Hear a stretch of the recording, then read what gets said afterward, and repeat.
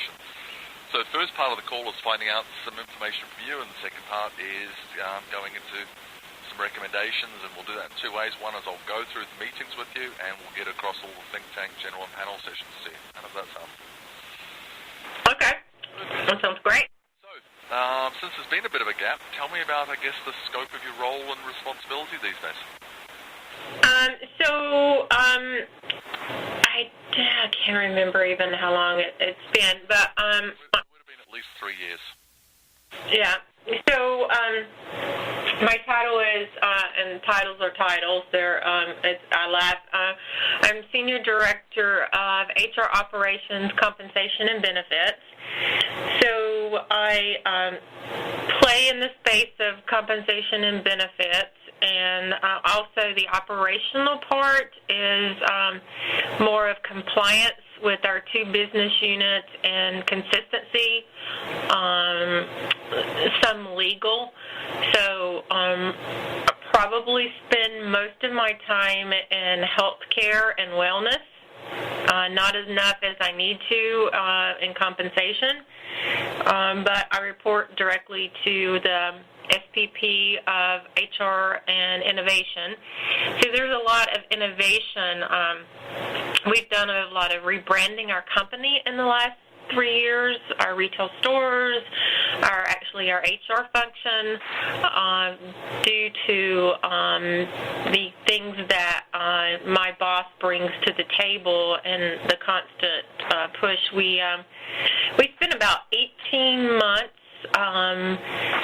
I was on a team of about 12 folks, and we traveled across the United States and even Europe visiting other companies about what does HR do well, what does the company do well, what can we take and back to our company, how do we redesign our HR. We created a new structure to our things that we want to do in HR. It's one of our legs of our architect is growth is the only option, whether you grow in your role or you grow up in position.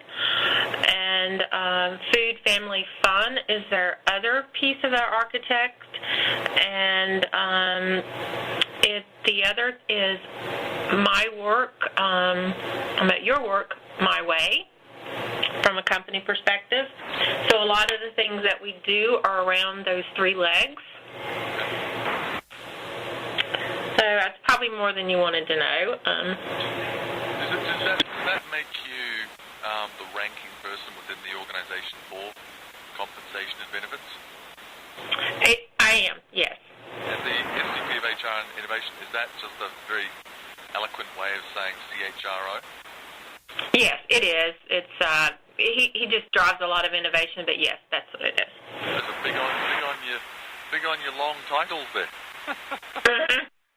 As I was saying, titles are a whole lot. Yeah. So yeah, we laugh around here. So yeah. Tell me a little bit about what wellness looks like there right now.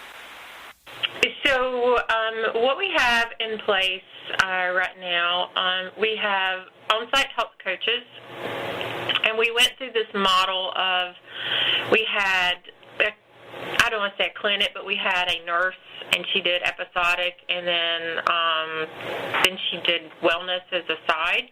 So we've shifted that. We don't do like episodic and sick care. The things that we do now are focused on wellness and with our coaches. So our employees can do on-site coaching with those, whether they have a disease state or not. So our focus is to keep the well. And we have some pilots going on because of being in the South, and it's probably true across the United States in a lot of areas, the diabetics that we have in our population. So we also have a diabetic pilot that's running at the same time. We partnered with PureFit. I'm not sure. Have you ever heard of PureFit? PureFit is a vendor. They're out of Florida, and it's a wellness platform, and the name is PureFit. So what we do, we provide wellness credits to an employee versus getting a gym membership. What we do is give them wellness credits each month to go to different studios. And part of this platform is we have spotters throughout the company. They're inviting their peers to go to a bar class or go to a spin class, or let's take off and do CrossFit, and encouraging that everybody to meet up, which sort of leans into one of our HR brands, Food Family Fun, so trying to make that fun versus the traditional reimbursement for a gym membership, because the way you get credits is the more you use your credits, the more credits you get. We've had lots of really good success about people moving that had never moved in the past, changed their life as far as dropping weight and just being more fit. We have a wellness, in addition to our health coach, we have a wellness consultant that looks how we can make our work site that supports our wellness. In our corporate office here, we took, which is a big deal for us, we took everything out of our break room that was unhealthy, and our vending machine and our offerings in our break room are only healthy options. No soda, only waters, teas, juices. The snacks are healthy snacks, no chips, popcorn, candy bars, or anything like that. So we try to support that. We have a cafeteria at our warehouse that we're going to go through an evolution with that.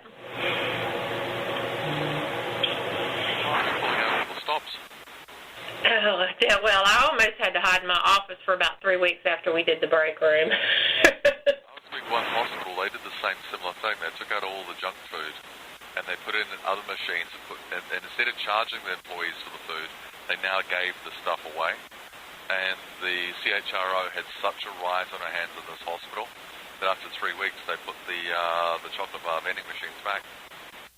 Yeah, we tried to give them food. They didn't want the free food. They wanted to buy the unhealthy shit.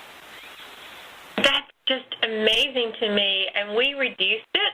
So we feature like, I wished I had a budget to be able to do that. We feature like 5 or 6 items a month that we'll subsidize.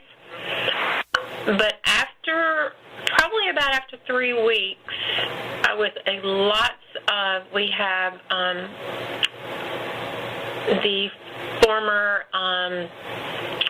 president and CEO. He is our chairman, and he's about late 70s, and he's still here. He gave me more trouble than a lot of folks, I thought. But I was very proud of our folks, and we said, look, we're not saying that you can't bring what you want to bring in, but we're going to support what we're trying to do as an organization. And so we feel like that the vending machines and the things that we have offering doesn't support our strategy and what we want to help you do. So you can bring your food in, but we're not going to supply it. We're not going to be an enabler. And I was very surprised. The vending company sends me reports, and the uptick is great. And I even found that people that were giving me the most trouble, because I can see the names of who's purchasing what, are actually purchasing out of the machine.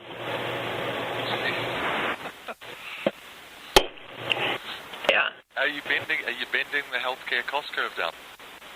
So I can't say we're bending, but we're below trend.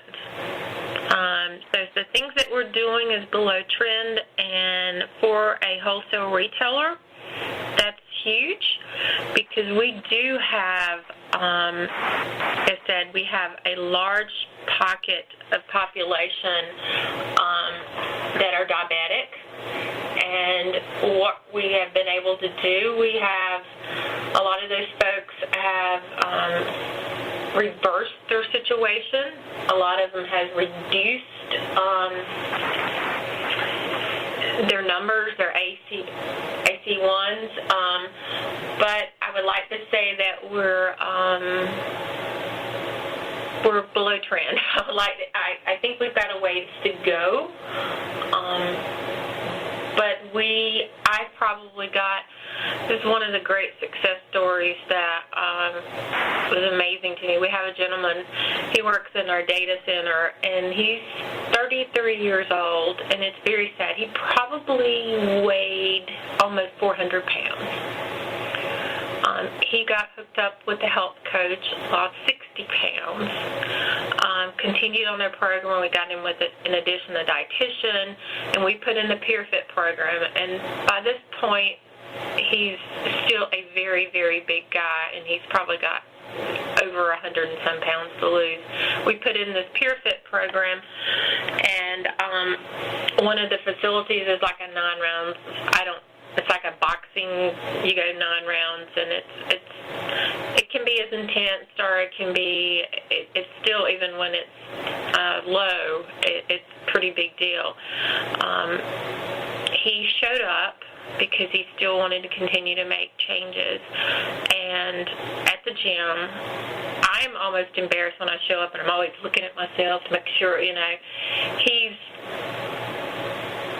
almost 300 pounds, and he's walking through this gym with a bunch of us because we encouraged him to go, and he is hitting at it, and he has lost another 30 pounds, and he is dragging other people to the same gym with him.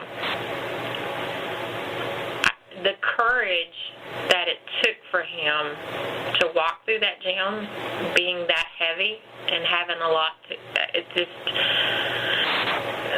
to me, that brought tears in my eyes when I saw him walk through the gym. I was just amazed. It was huge, and it was more of what kind of guts did it take to do that?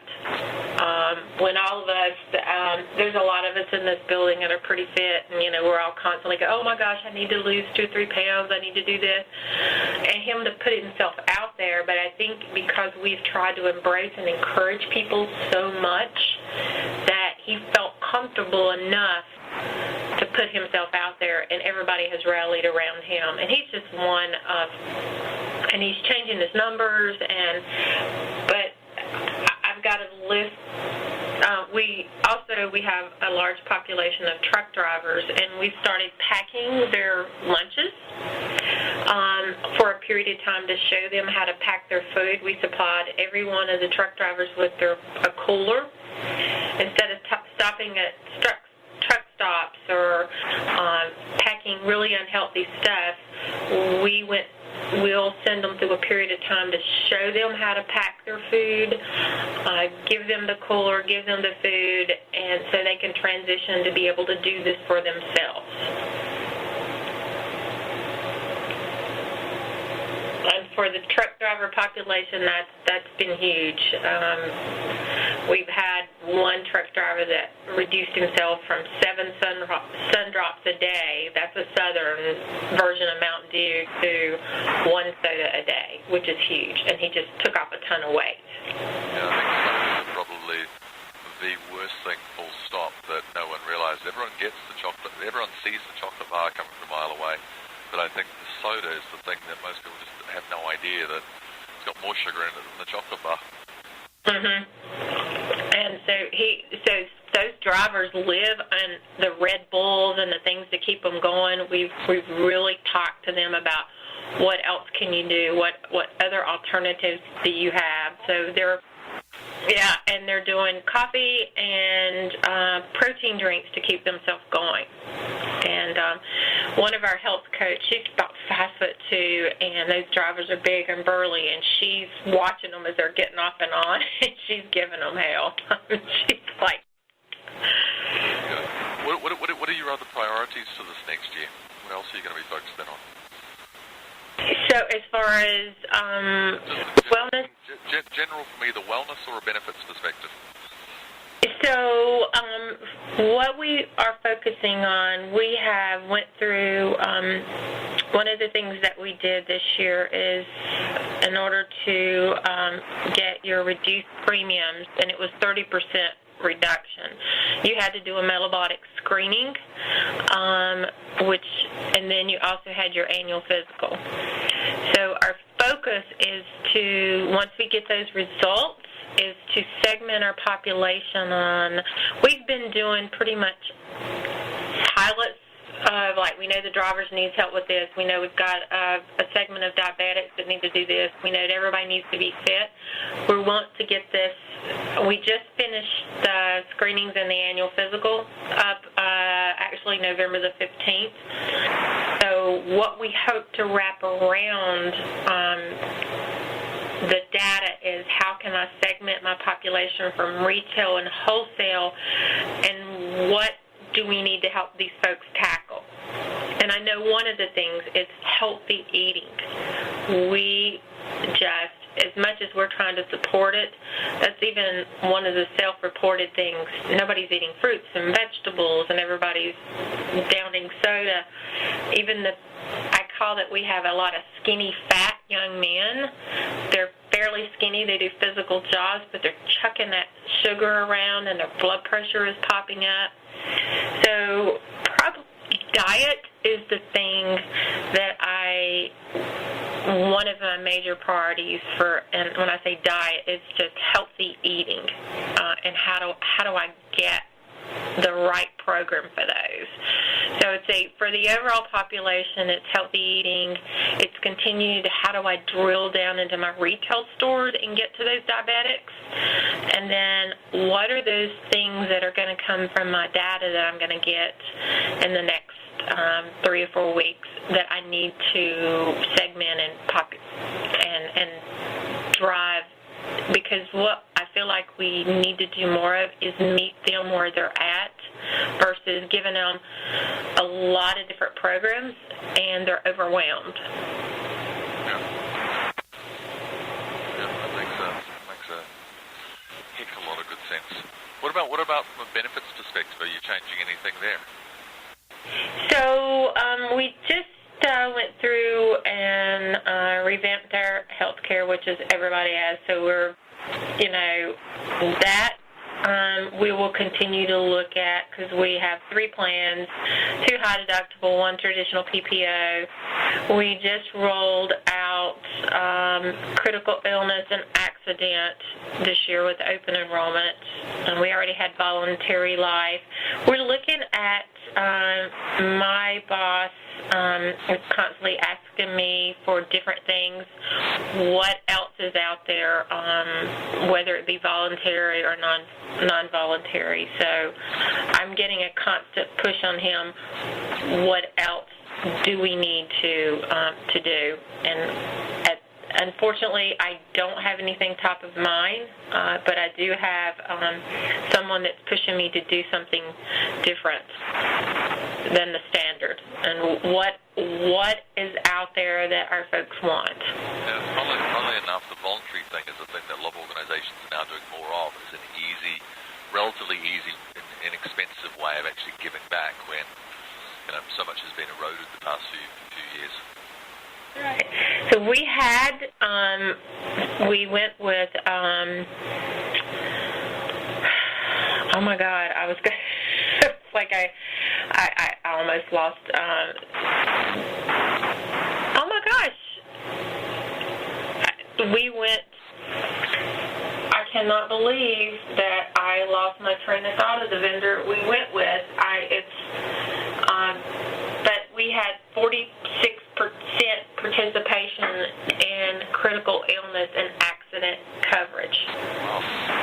Unum. I don't know why I was so that they've never had first year enrollment with that.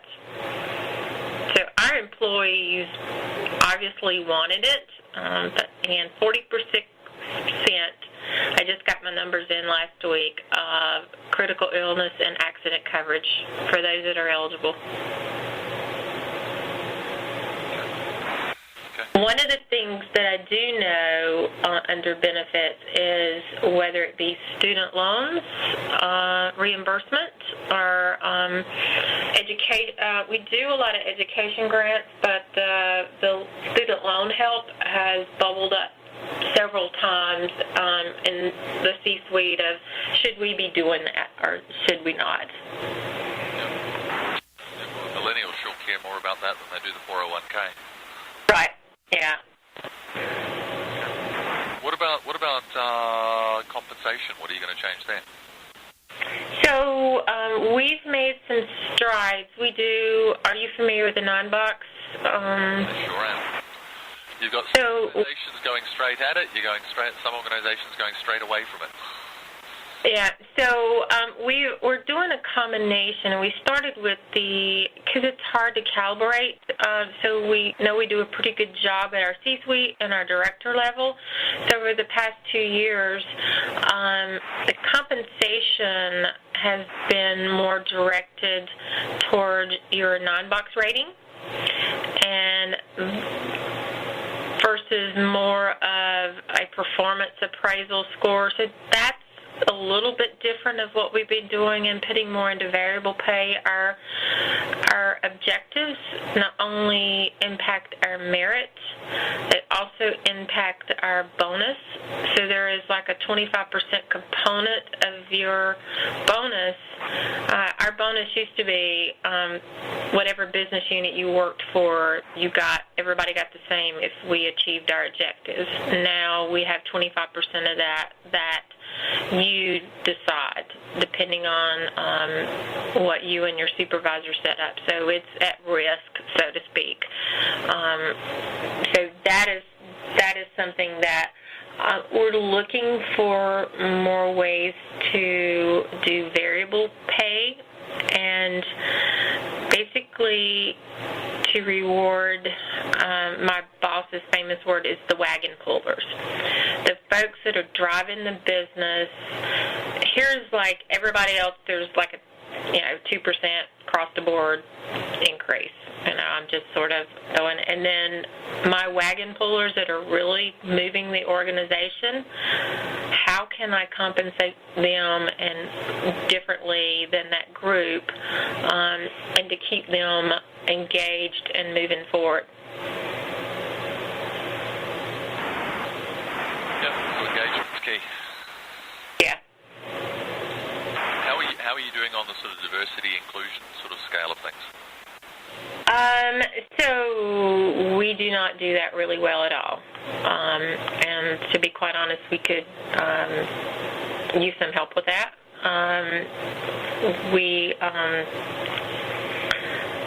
Yes. And diversity of thought. We're a 85-year-old company. We spent the last 18 months trying to change, be different, and we're still in that beginning phases, but we didn't even appreciate diversity of thought as well as we should have, and we noticed that we were losing folks, at least our high talent. So that is an area that we definitely are struggling with, but we're trying to get there. That was the whole your work, my way, which your work would be Alex Lee, my way. How can I do it my way? How can food, family, fun, sort of including everybody into that? Yeah. So it strikes me that as a sort of a management team, as sort of HR and benefits, that you're a little bit less siloed just in terms of the way you talk about some of the HR things. A lot of the benefits folks will say, well, they'll draw up a wall and say, no, that's over the other side, that's nothing to do with me. Whereas you didn't say that. You sort of slid into talking about this as though, okay, you collectively get together as a team. And you're saying, well, if I do that with the voluntary benefits, that affects it. It all clicks together like a jigsaw. It's sort of, I could be misreading this, but that's what it sounds like. No, we do not. A lot of companies we're very lean on staff, but I think that helps us some time. We definitely could use more staff and things that we want to do, especially in the training area. And we've actually added staff within our business units and even here. But we do, we get together and we talk. It's ebb and flow of what's going on, and people may switch, when I say switch roles, it's switch the focus because of what's going on. It takes all our teams to be able to make a lot of this happen.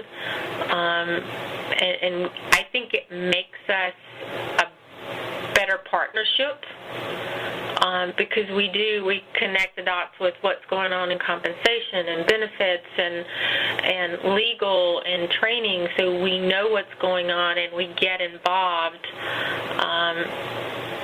Sometimes it can be overwhelming, but I love that, and that's one of the things I love about working here is I know what's going on outside of my world. And that way we can make better decisions about how we set our programs up.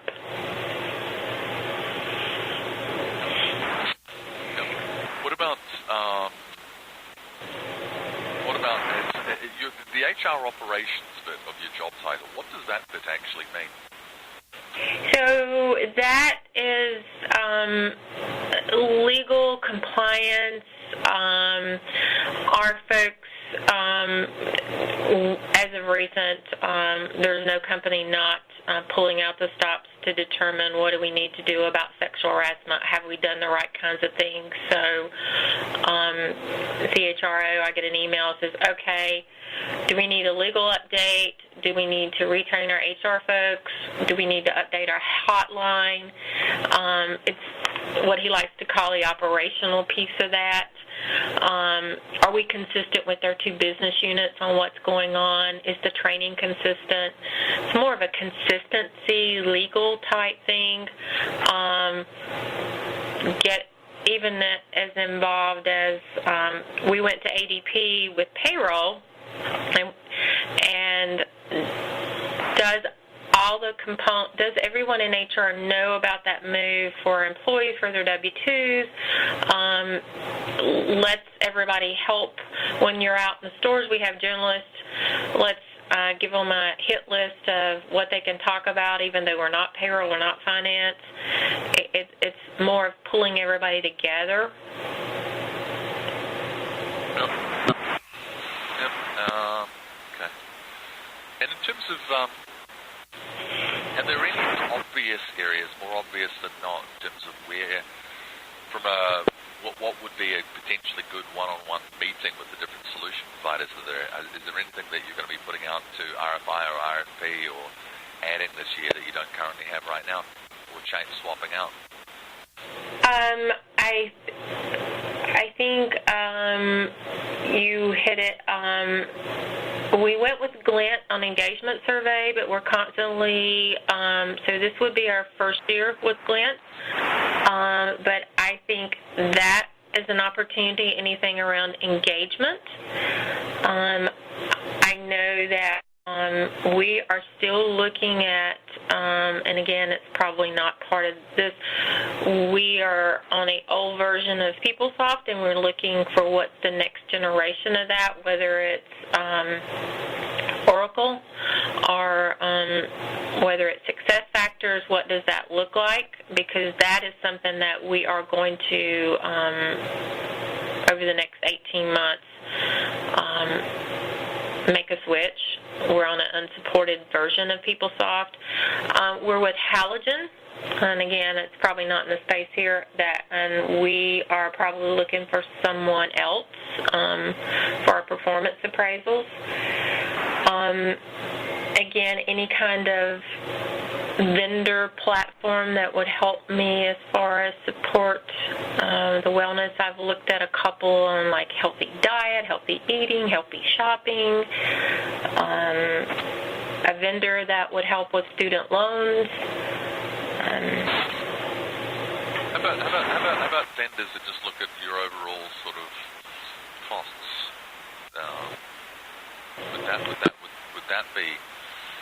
Would that be something in terms of just looking at your overall healthcare costs and seeing if there's any waste or inefficiency?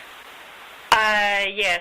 that I am constantly challenged with that. Pharmacy is huge right now. What do you think the particular issue in pharmacy actually is? I think specialty pharmacy is killing us. And it's probably not. It's not just me. It's just the rising cost of those specialty designer drugs. And I'm not saying some folks don't need those drugs, but I think there's a huge opportunity on that and the education on that. And if you look at the trend of specialty drugs, our pharmacy costs are rising at a rate so much more higher than our health care, which is, again, I think the brand drugs, but we've looked this year actually move into a co-op for our pharmacy, but we decided not to make a change. So very interested in any opportunities in pharmacy.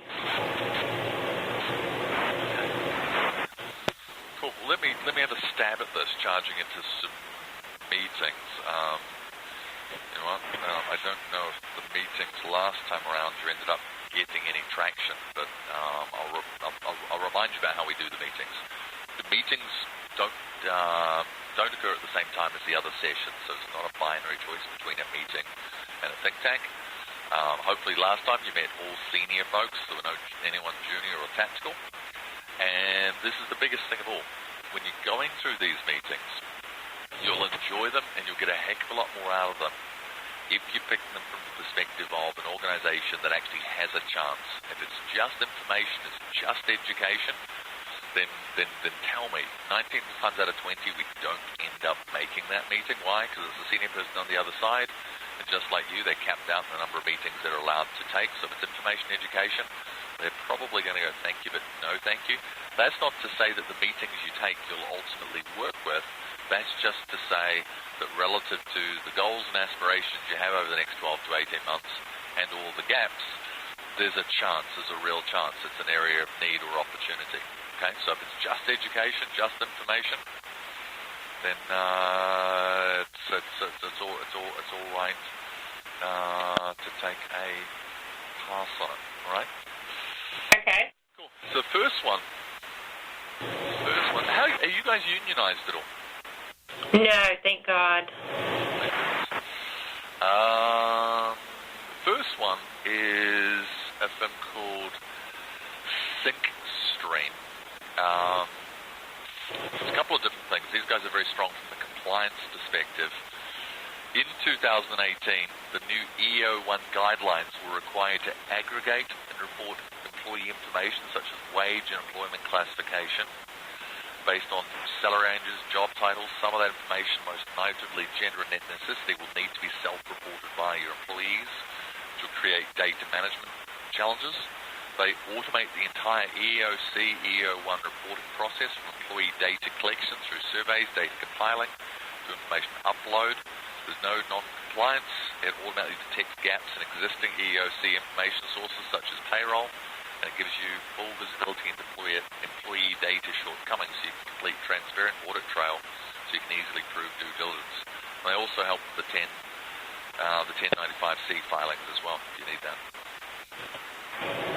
Actually, that sounds, so we do, our business unit in the warehouse has to, and we did not bode well, we have to do an OFCCP filing because we are a government contractor and our distribution center.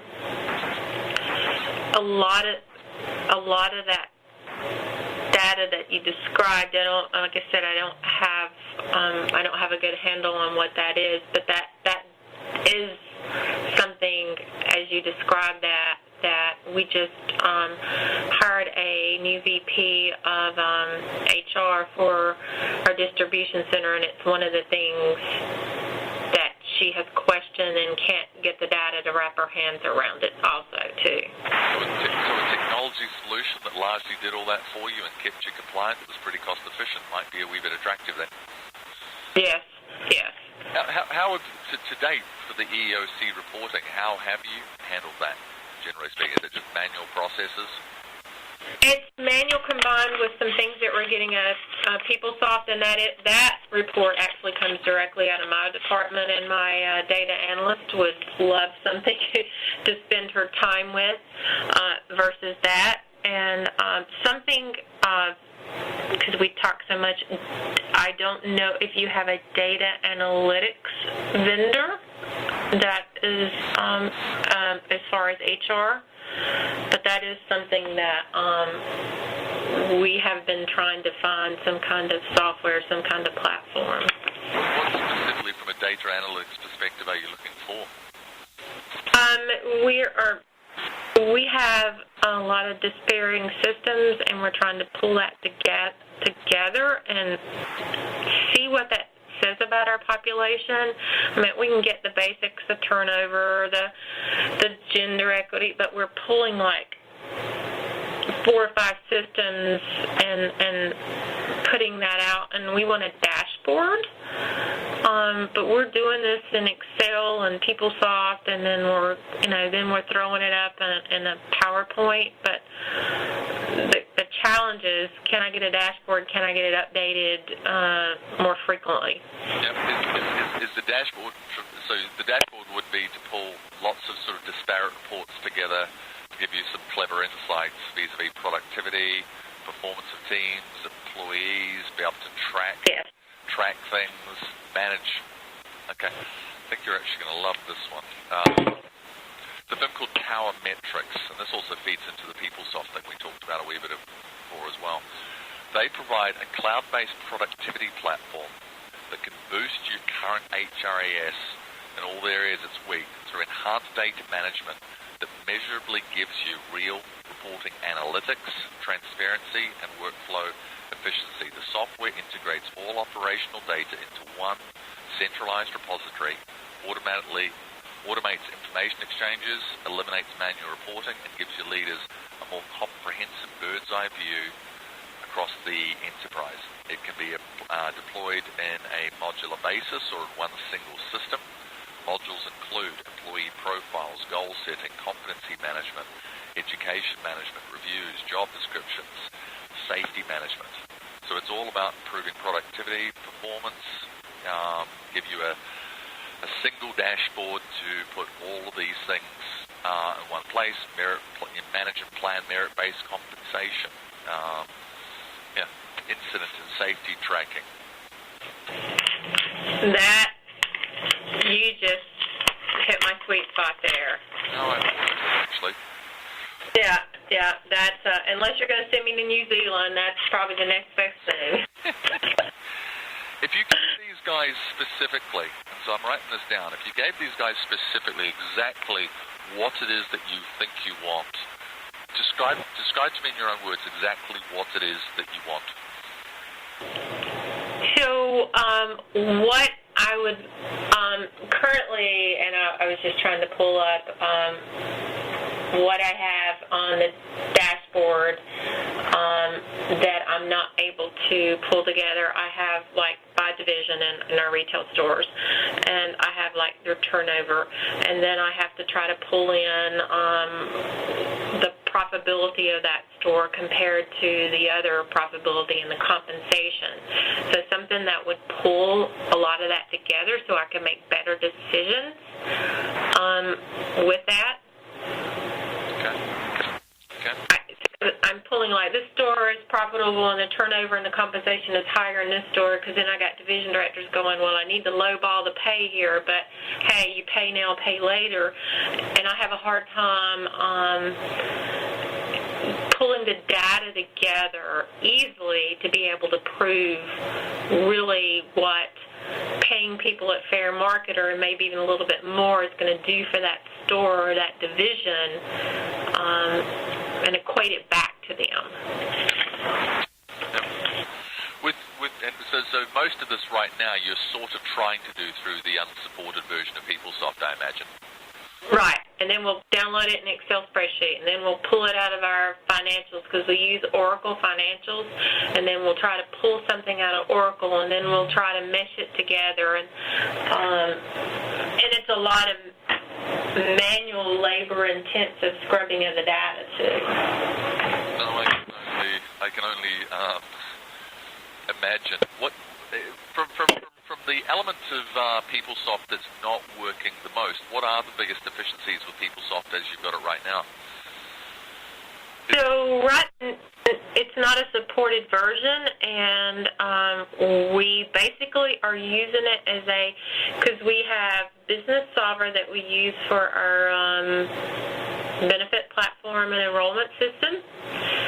So that handles and basically does a bin admin for our benefits.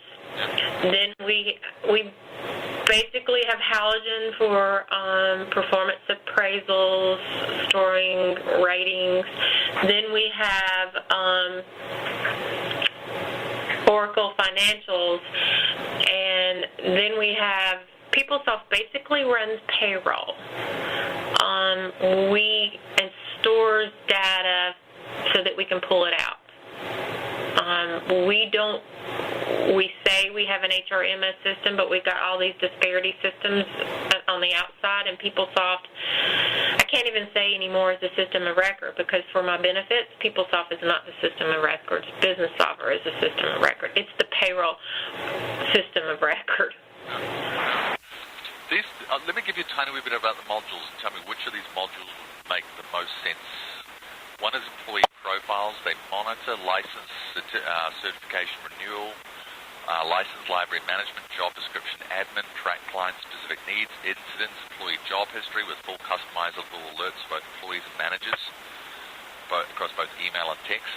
Goal setting standardized for both corporate and individual staff goal settings.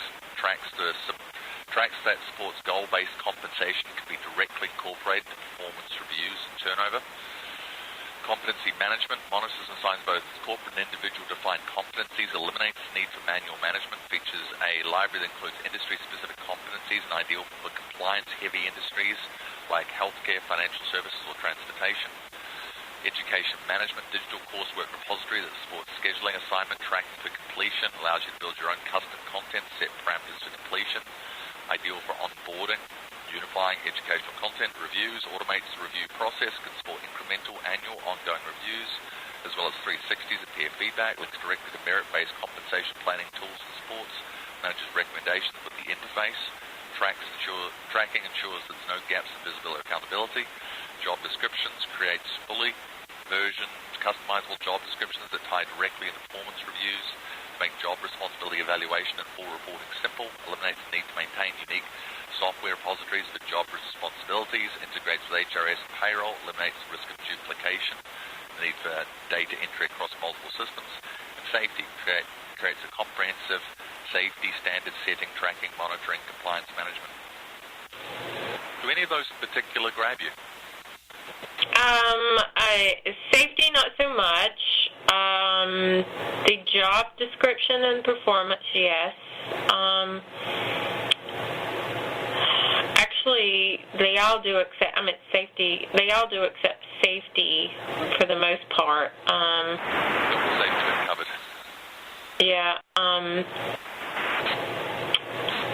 And they were sort of blurring together, but they all are interconnected. So. All the stuff you need, basically. Yeah. Okay.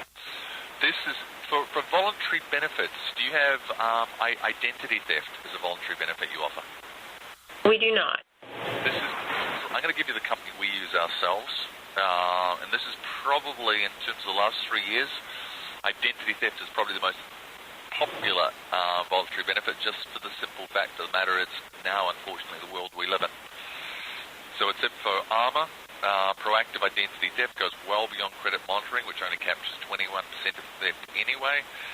They combine industry's largest record database with a range of unique data sources for 3 times the alert rate, ROI of over 300%. Their comprehensive approach prevents the loss of time, increased stress, and expensive energy associated with identity theft or data breaches. They'll do all the admin heavy lifting. That sounds good. That's something different, and it's something very relevant.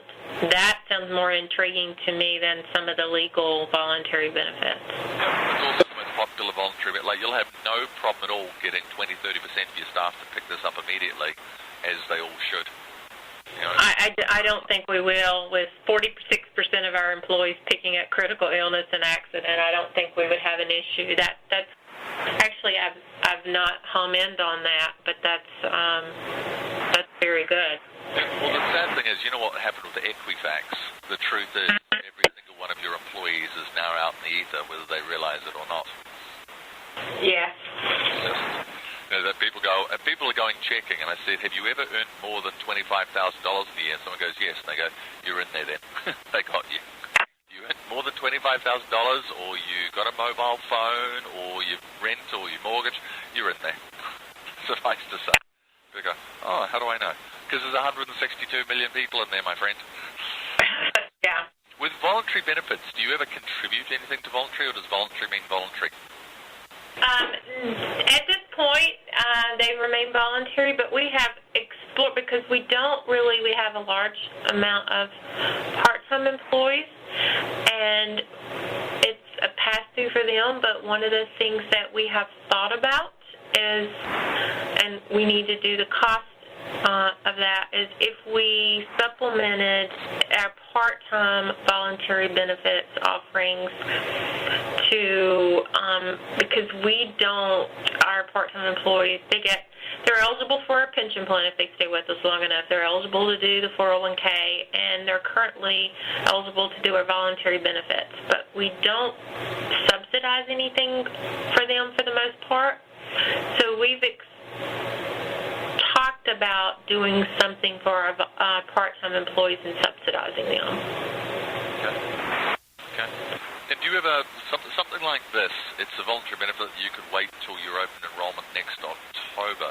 Is something like this, because it's kind of simple, they do all the communicating, they do all the admin work for you, is this something that you could add between open enrollments, or do you have to wait till open enrollment in terms of how you do it? We do not have to, because we have actually thought about, in addition to something like you just described with the identity theft, offering car insurance and homeowners through a voluntary program. Something that, and with our platform, we can do this when we prefer to do things like outside of open enrollment. Okay. That way there's a focus on it. Okay, good. Have you guys actually had any information breaches yourselves? We have not. We've been very lucky. You guys don't use Anthem or anything? We do not. My own family, we got done through the whole Blue Cross Blue Shield Anthem tie-in a couple of years ago as well. So I'm not going to say that next week. We almost got hit with a W-2 thing last year, and one of our executives, another company that was local, we just were lucky, and we locked down our systems. But we have not. I was part of Equifax, which, like I said, the whole building was most everybody. I've been part of a Wells Fargo data breach, but as a company, not. Okay, well, that's something. This one's I2 Verify. They're an income employment verification solution designed to provide instant access to employment wage data, automates the processing of wage and employment verification requests by instantly and securing delivering employment information that requesters like banks, government agencies rely on. The system is free for employers, reduces your HR team's administrative burden, allows more time to focus on core competencies, reducing the risk for error, and eliminating the possibility for fraud. So we currently use Talks at one of our business units for that, but our contract actually expires within the next 3 or 4 months with them. So I can't remember what their version of it's called, but it's it's like a wage verification. They do social service wage verifications and employee. It doesn't sound as automated and as simple as what you just described, though. I mean, ours is not. This one also gives your employees, what folks like about this is this also gives your employees an ability to actually look in on their own information themselves. And so from an engagement perspective, people love this because it just makes the employees, it feels less like Big Brother, and employees have a little bit more sort of ownership over this where it's not, your information versus theirs. That sounds very intriguing because it is different. In terms of the admin time right now with Talks, is there much of an administrative manual burden with the way it's set up and structured right now? It's a lot of file feeds. It's just the service. It's not exactly what we would like, but it serves a purpose. How's that? No, it's like one of those areas. It's hard to screw this up, but yet organizations do. You know who the biggest organization in this space is? Equifax. Yeah. They're getting crushed right now. Yeah. People are leaving them in droves. Yeah. Is this the meeting? This meeting is obviously going to be the beginning of February. You wouldn't have re-upped your contract or renewed before then, would you? No, because we have a 30-day, each 30 days. So, yeah. Okay. It goes until we sign again. It'll be a 30-day renewal. Good. Now, does the decision to do the income employment verification in terms of the vendor, does that come within your remit as the VP of Benefits and Compensation? Yes. Okay. This one is a firm called FinHealth. They've got a proprietary application that analyzes your health spend to uncover any administrative waste and claims errors like ineligible dependents, missed coverage dates, duplications, for average returns of between 3 and 6%. Their algorithmic system evaluates every claim in granular detail, sorted by risk level and overpayment. The pattern analysis that eliminates human error and lets you know exactly what's recoverable and where to improve your processes. They'll benchmark your health outcomes and the prices your people pay for healthcare, generating actionable pattern analytics for sustainable improvements. They'll take it a step further by drawing on employee health markers to identify any existing gaps in areas concerning your current wellness benefits programming. They're not subject to the same conflict of interest as your TPA, who will sometimes avoid identifying every single mistake. And they operate on a contingency basis, and to prove their value in the first instance, they'll take your paid header claims if you'll give it to them, and they'll run a free assessment on a trial basis and show the savings that they can immediately find. That definitely sounds intriguing. My CFO, who I don't really report to him, but there is like a dotted line when it comes to healthcare because that's one of our big expense. So that would definitely be something that he would be happy if I could, if it's a solution that would work for us. When was the last time you conducted a healthcare spend claims audit? So we have done dependent audits, and we have done, it's probably been 5 to 7 years it's probably been 7 years since we've done any kind of claims. We have done a dependent audit, which was about 3 years ago. What do you have?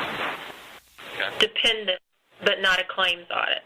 Okay. And so has anyone done a claims audit in a long time that you know? No, we have not.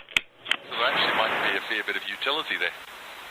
Yeah, like I said, we've done a dependent audit, but no claims audit. Okay. And who is your third-party administrator? Aetna. Would you be comfortable giving these guys, as a trial, your paid header claims so they can run a free assessment for you to show you what Aetna is actually missing right now? Yeah, as long as we're signing a non-disclosure and I have the proper paperwork, I have no issues with giving a trial run with it. How effective would you say Aetna have been in terms of revenue recovery so far?